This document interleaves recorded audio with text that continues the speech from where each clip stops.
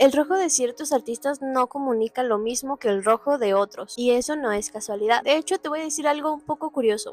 Muchas veces creemos que nos gusta un artista por su música, pero la realidad es que hay muchas cosas visuales sucediendo mucho antes que nos están predisponiendo para sentir y escuchar cosas en las canciones. Porque ¿qué pasa? El color solamente no es solo decoración, sino que es narrativa audiovisual, es narrativa emocional.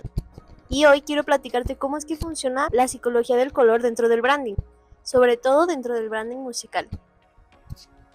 Porque cuando tú empiezas a entender esto, te das cuenta de que muchas decisiones visuales en la música realmente no son casualidad. Vamos a ver qué pasa. Hay artistas que literalmente tienen un color. Tú ves ese color y automáticamente piensas en ellos. Por ejemplo, si yo te muestro esto, seguramente pensaste en Fercho. O si te muestro esto que es parecido pero no es lo mismo, seguramente piensas en Billie Eilish, pero aquí lo interesante no es que utilicen un color, lo interesante es por qué ese color funciona tan bien para su identidad, porque en el branding musical, pues el color nada más, no es nada más color, sino que es una estrategia psicológica. No sé si alguna vez tú has pensado ¿por qué te gusta tanto tu artista favorito? Y no me refiero solo a la música, sino a todo eso que representa, la vibra, las fotos, los videos, los visuales, las portadas, todo eso crea una atmósfera, una sensación. Y muchas veces lo que sentimos hacia un artista también habla sobre nosotros, porque ¿qué pasa? Que los proyectos musicales son sistemas de comunicación visual y emocional. Nada está realmente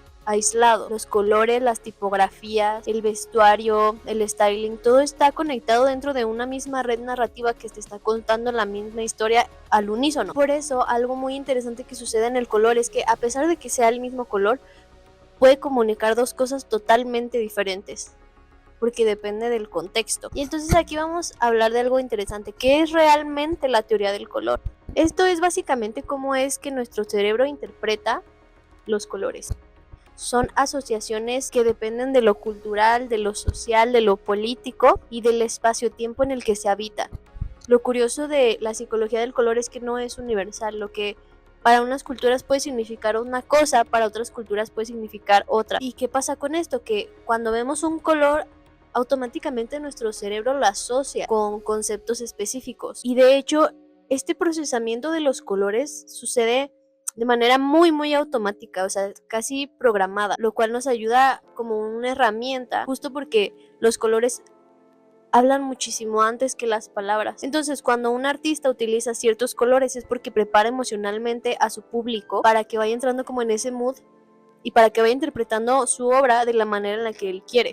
¿Cómo funciona el color en el branding musical? Dentro del branding musical, el color cumple con tres cosas muy importantes. Para empezar, define la personalidad del artista. Ayudan a comunicar quién es el artista dentro de su universo visual. Por ejemplo, es agresivo, es vulnerable, es sensual, es oscuro, futurista. Ya me vas entendiendo un poquito, ¿no? Los colores empiezan a construir esa identidad.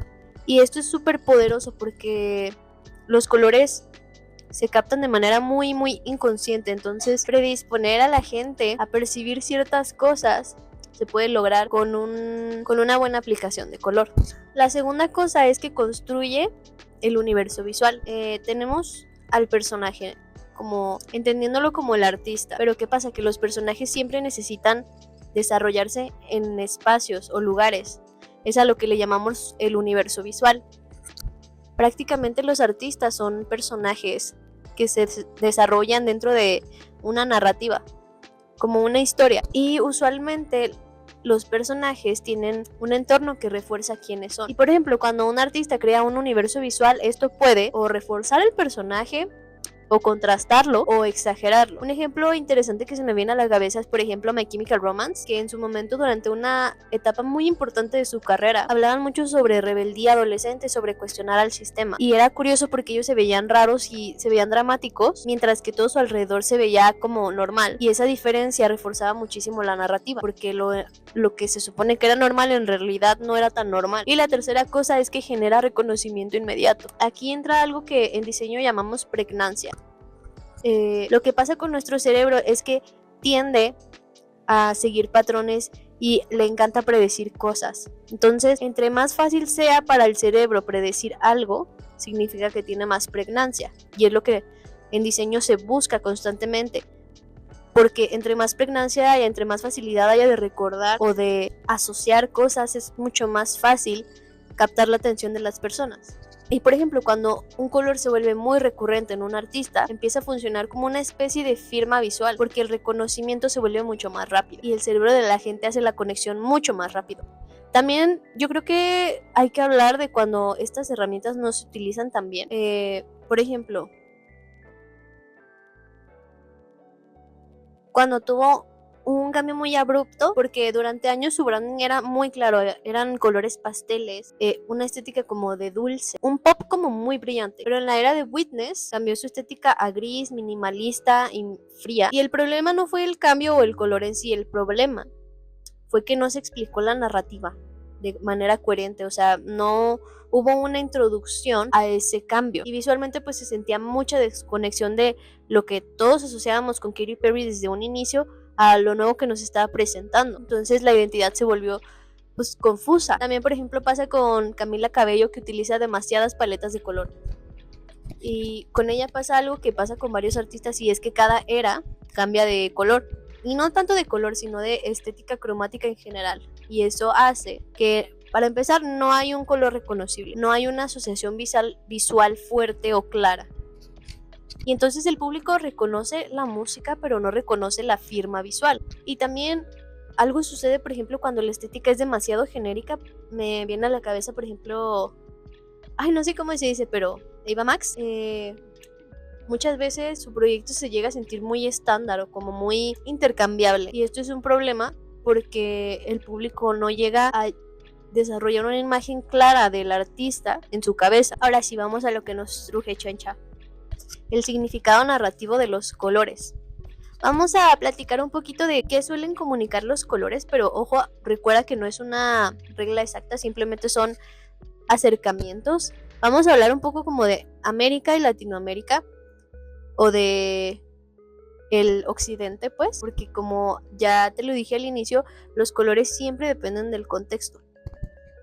Pero a ver, vamos a empezar con el rojo. El rojo suele interpretarse como intensidad, deseo, pasión, amor, peligro, poder. La verdad es que el rojo es un color muy muy emocional, pero dependiendo del contexto puede llegar a sentirse elegante, agresivo, más sensual o más dramático. El negro suele asociarse con el misterio y con la elegancia. Muchos artistas suelen utilizarlo cuando quieren crear una estética más minimalista o más intensa emocionalmente, y también puede llegar a dar una sensación como de autoridad o de sofisticación. El blanco, que es el contrario del negro, suele asociarse con pureza, vulnerabilidad, sensibilidad y minimalismo. Muchos proyectos lo utilizan cuando quieren crear una atmósfera mucho más personal y más reflexiva. El rosa es un color muy interesante porque ha cambiado mucho culturalmente a lo largo de los años, pero actualmente se asocia con sensibilidad,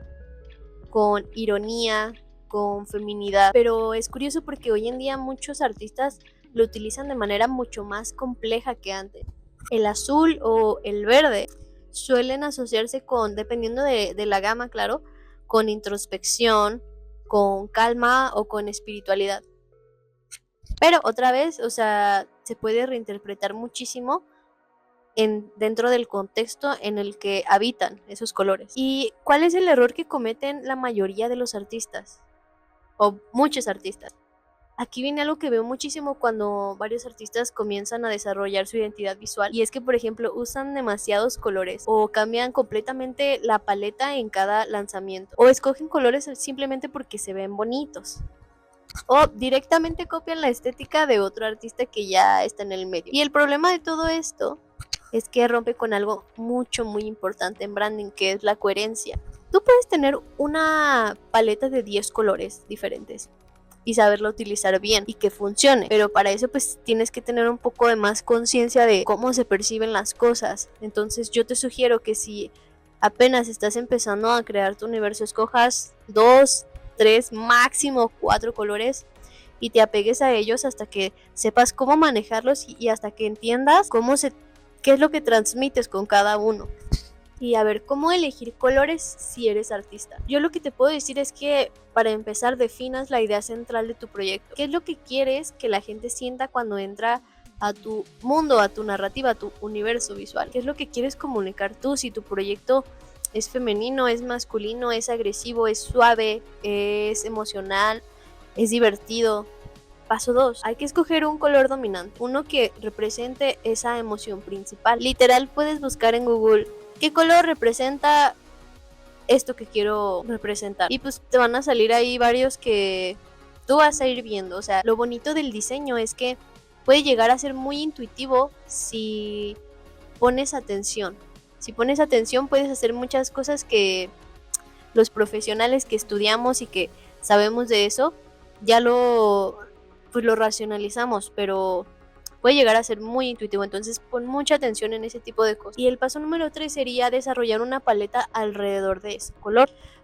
Y como te digo, usualmente funciona tener más un color principal, a lo mejor uno o dos secundarios y uno neutro. Por ejemplo, en mi caso, mi color principal es el rosa. Pero ¿qué pasa? Yo no tengo un color en específico definido sobre el rosa justo porque mi proyecto tiene muchas capas emocionales. Entonces va de el rosa más baby que te puedas imaginar a magenta.